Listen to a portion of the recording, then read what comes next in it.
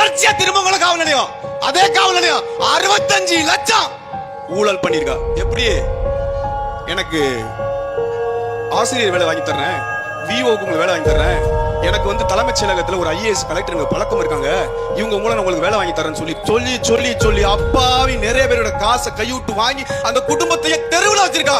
தெருவில் நிறுத்தியவள ஒரு நாளும் இந்த காவல்துறை கைது செய்யப்படல. அந்த நிக்கிதா எப்படிடா வந்து 10 பவுன் நகையை தொலைப்பா? எப்படி தொலைப்பா?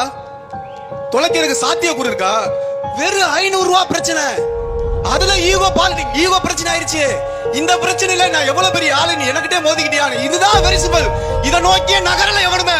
எடுத்த உடனே சிபிசிஐடி, எடுத்த உடனே சிபிஐ, எடுத்த உடனே உயர்கொண்ட நீதிபதி. யாரு வேணுங்களா? யாரு வேணுங்களா?